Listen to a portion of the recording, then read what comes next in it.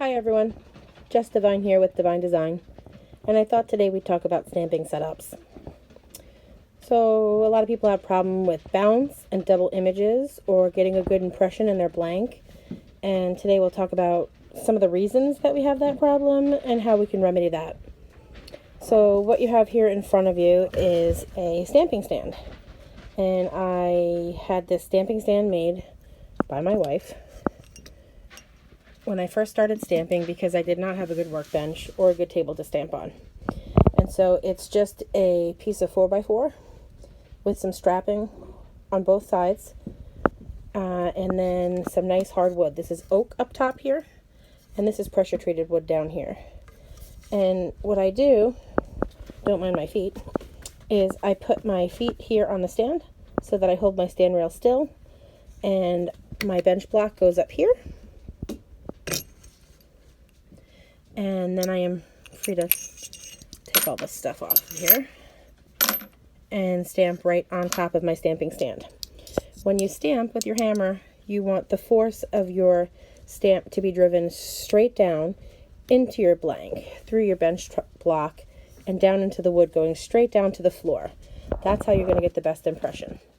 If you have it on, say, a workbench like this, and I have my stamping block right here, there is nothing straight down below here. There's a gap here, right? And there's no leg here. So my surface is not ideal because the force of my hammering into my stamp is going to go here through my bench block, and then it's going to disperse outwards this way and this way instead of going straight down. I could remedy that by putting it over a sturdy leg of a bench. Like if I had it right here, which I have my rolling mill, so I can't do that. But if I had it over the leg of my bench, it would go straight down in, and that's how the force of the hammer would disperse. So you want it to go straight down and through. A stamping stand is a great remedy for people who have small spaces because it's portable. You can bring it wherever you want. In the summer, I've been known to take it outside and stamp outside when the weather is nice. Some people put sandbags underneath their block in between their stamping surface and their bench block, and you can do that if you want to muffle the sound a little bit. Sandbags also work great if you're using already made rings and you want to put your mandrel and you nest it inside of the sandbag. I don't have a sandbag, so I can't show you one. Today we have this beautiful apple blank. I got my apple blank from Personalized by Shelly, and we are just going to play around. I have this really generic, super large font that I like to play with sometimes, and I'm going to use it on here, and then I'm going to embellish with a bunch of flowers. So we're going to stamp out Teach. Now, these are not tapered stamps. They're cheapos from China, and as a result, they're not tapered, so it's hard to line them up. And even worse, not all of the letters are square on the shank. So when you're holding them, sometimes they stamp a little crooked, which is super duper annoying. So actually, if I hold this straight, I think the T might be one of the ones that is off-centered. Maybe not, though. Okay, so we're going to do the best we can with what we have. So we're going to use these stamps and my brass hammer. It's a 1.5 pound. Any hammer will do. As long as it's got a flat surface and you can stamp, it'll work. Brass is soft, so your brass hammer will have lots of dings and maybe even some chips in it. You could see mine has a little ridge right there. We want it to be soft so that it sinks into the top of your stamp and helps to push your impression in as opposed to bouncing. The only time you don't want to use brass, I hear from stainless steel stampers, because it's too soft. So you're supposed to use a regular steel hammer with stainless. But we have aluminum. This is an aluminum blank. I'll give you an idea of its size. There's my hand. So it's pretty big. And actually, here we can give a quick measure. We'll do that after. I don't know where I put my ruler right now. Okay, here we go. I am not the kind of person who lines up with cool gadgets or anything like that. I honestly like to freehand as much as possible. So These are not sharp stamps, so I'm making sure that I get a good impression. There's my T. Now I'm going to turn it sideways to do the rest of my stamping so that I can line them up better. So there's a little trick for you. Okay, so I'm going to line it up using the, I don't know if you could see the reflection of my stamp right there, but I'm going to line it up until I see them looking like they're right next to each other. I still want to make sure I orient my stamp in the right direction. Just because I've turned my blank, I can't turn my stamp or it'll stamp sideways. So it looks from my impression like that's pretty straight.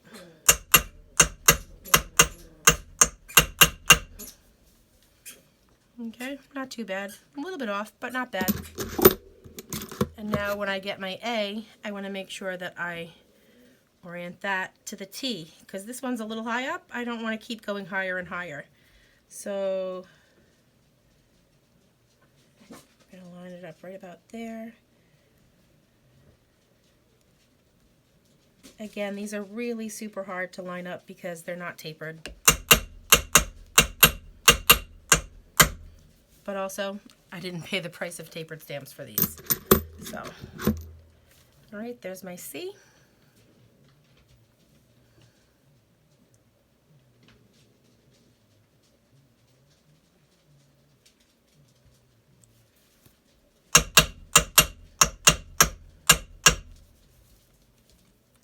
And let's look for an H.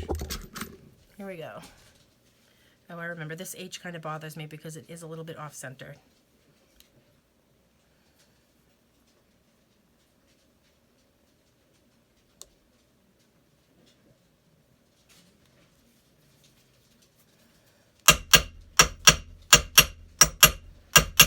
That's called the tap and tilt method. You hit it straight down, a little sideways, a little forwards, a little towards you, a little backwards.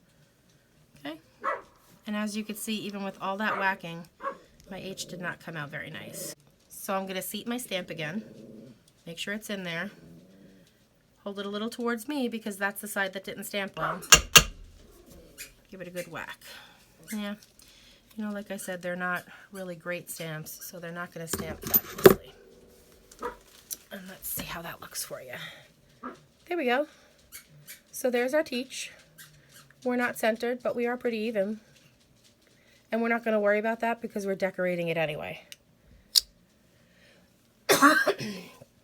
So my first thought is that I want to be able to make the little bit of the little hairs that go at the bottom of the apple, the little grassy part. And I didn't know if I should use my sunburst or if I should use part of the seashell. I think the sunburst may be a bit more authentic. Let's see.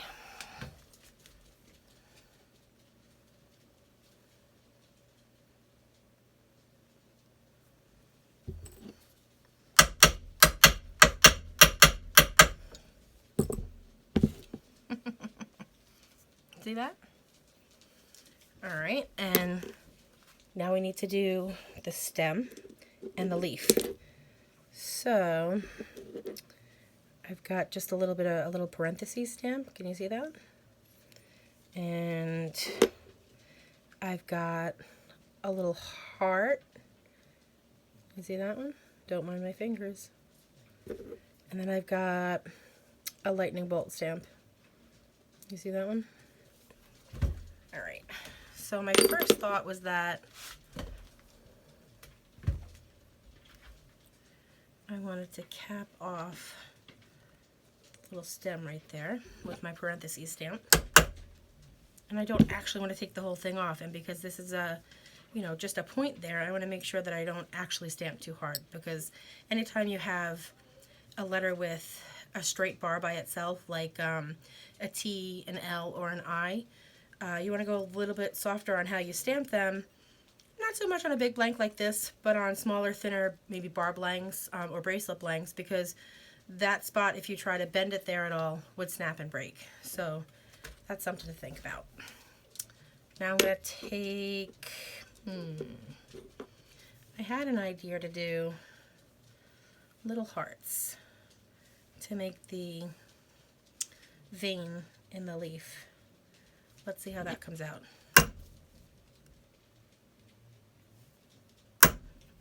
Actually, I wanted to show you a trick. So I would like it to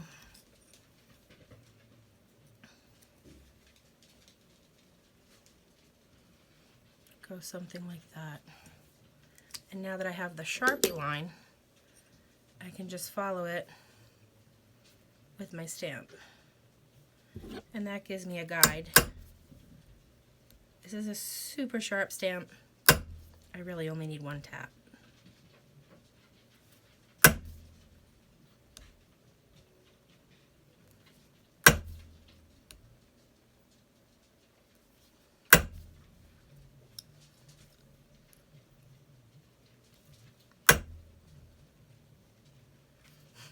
It's a really, really teeny, either 1 or 1.5 millimeter drawn heart. So it's super teeny. So it takes one little tap, and then you actually have to pull it out of the metal. It gets stuck in there. It's so sharp.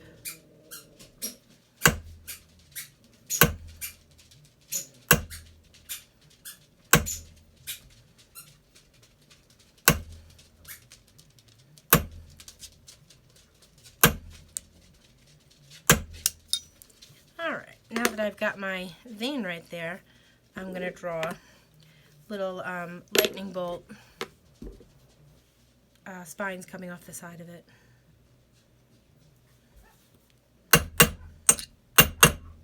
Not a great stamp, so I'm going to make sure that it gets a good whack out of it.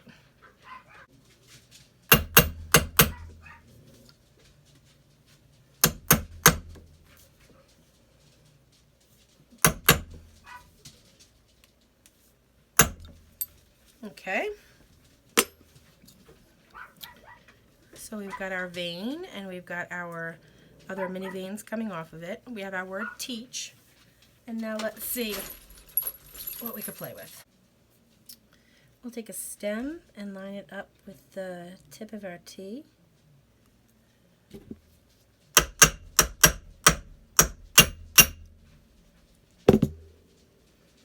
And we'll do that again over here with our H. So I'm actually going to use the stamp to find the corner of the H.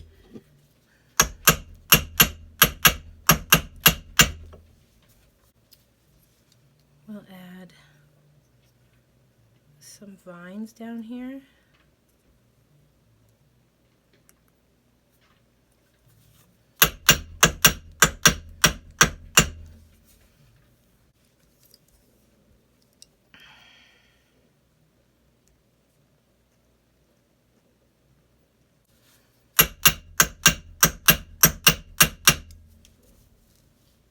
Oh, it didn't quite reach.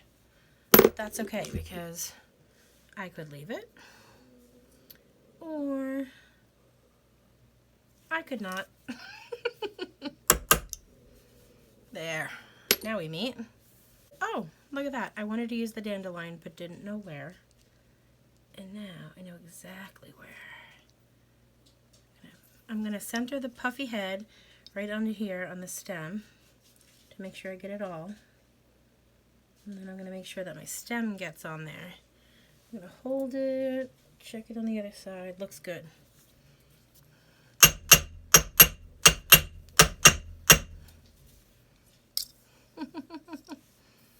And there we are there.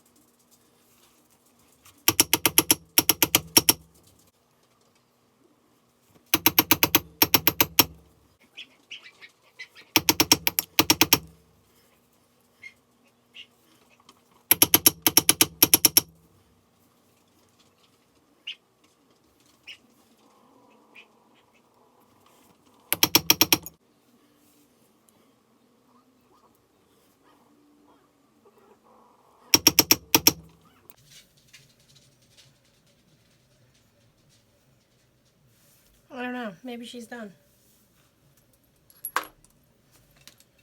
And so you'll see that she's not flat anymore. In order to fix that, we're going to turn over and we're going to hit it with the mallet. But before we do that, I want to put something down on my bench block so I don't scuff my blank. Okay, so I lay my blank straight down. You can put tape on here. I always use the stickers that come off of my blanks. Some people use electrical tape, some people use masking tape or painter's tape. Whatever it is, it'll have to be replaced multiple times because as you stamp on it, it gets yucky.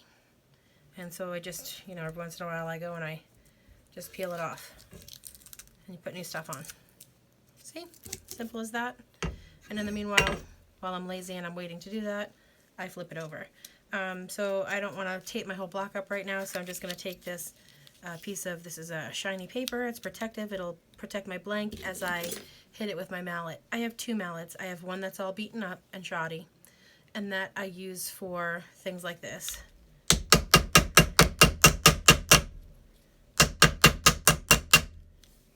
And then I'm going to move the piece of cardboard to make sure that I'm sitting flat. I still have a little bit of wiggle. So I'm going to put this back. I'm going to concentrate in this area right here.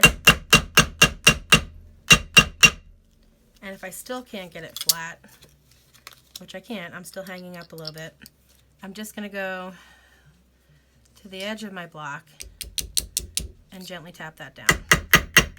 Put that back there. A little bit. There we go. I really like the look of the bear letters, but you can totally color it in. Okay, so I've got some Sharpie markers. They're just Sharpie fine points, permanent marker, and I've got just a very lightly dampened paper towel. It's not soaking wet. I can't wring it out or anything like that. It's just lightly dampened. And then I will take the red to color in the teach. And I'm going to try to just keep it on the teach and not the plants, because I don't want all my plants red.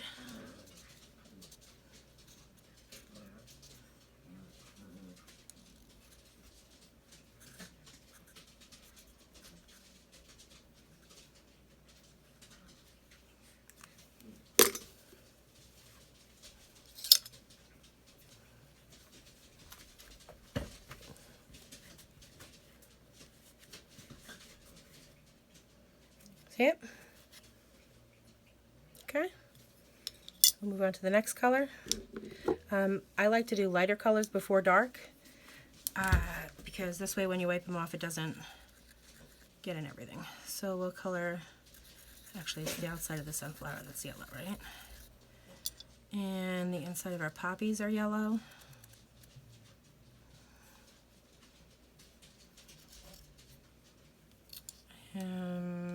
Let's see, anything else we want yellow?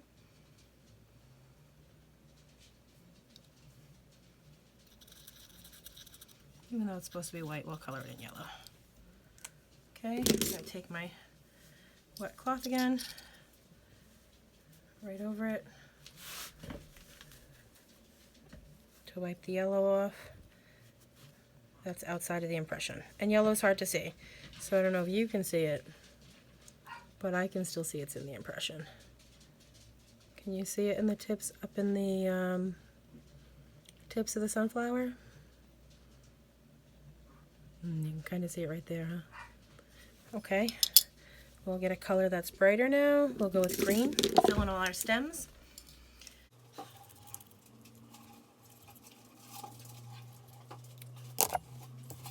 I like to do it one at a time because if you wait too long, then it's harder for it to come off.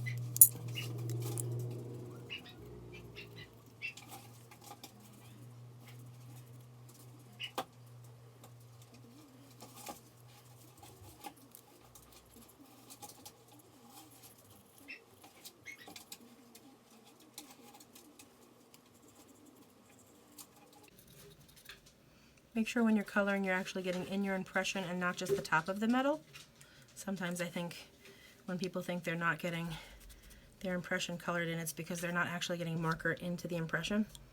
I've done it before. It looks like it's there. Everything around it is all colored in.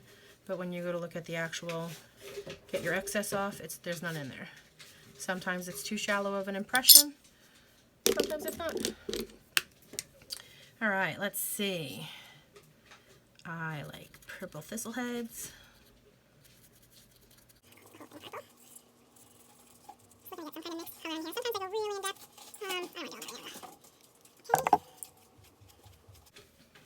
I also noticed that some colors are hard to get the excess off of, specifically like the red and sometimes purple.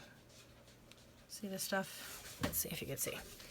As I'm wiping it off, there's excess on the outside around it. That's also why I like to wipe it off right away. Here, there's a good example. See all the stuff that's not in the impression?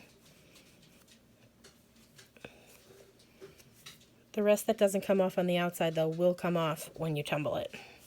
If you tumble. If not, scrub harder. Alright, we've got some bluebells. What else should we color blue? Whatever this little thing is.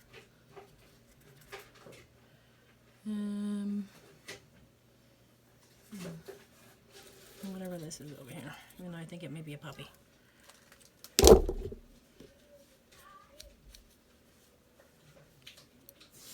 You also want to make sure that you're wiping away from your lighter colors.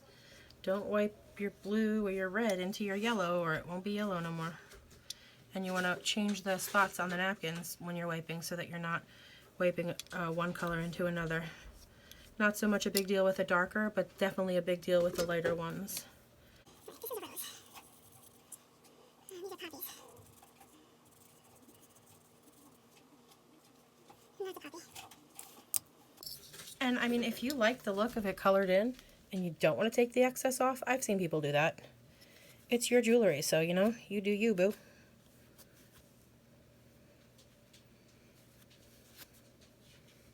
You see all our colors so far? Alright, let's keep going. We're almost done. Let's get, that's orange. We'll throw an orange hibiscus. And an orange rose. And maybe we'll just do maybe a few berries on this. And maybe the vein of this. You know, they're monstera leaves. Or banana leaves. Yes, we'll see. I think green. Alright, here we go. Wipe that off. Away from my poppies. Or away from the yellow center of my poppies. Alright, what are we missing? Red, orange, yellow, green, blue, purple. How about a teal?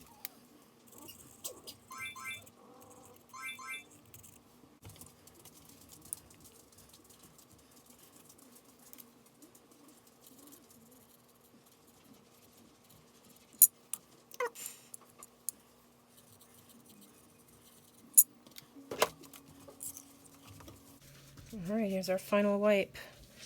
A nice damp part of the tissue. Wipe her all down.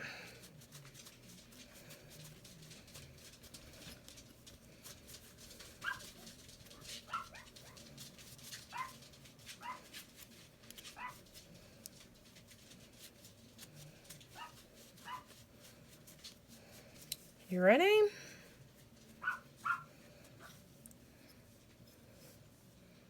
Ta-da!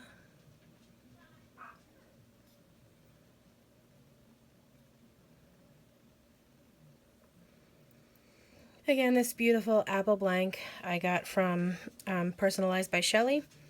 I'm going to still throw this in the tumbler to get off any of the excess marker that's there. It doesn't seem to take out the impression. I'm going to wait till it dries a little while, probably like an hour, and then I'll throw it in the tumbler for maybe just like 15 minutes so that it burnishes to a pretty shine. When it comes out right away, I'll wipe it with a damp cloth, and that'll be it. I fell in love with this apple blank, I really did. Nice and thick, stamped like butter. There we go. So, if you have any questions about stamping setups, let me know. And thanks for stopping by.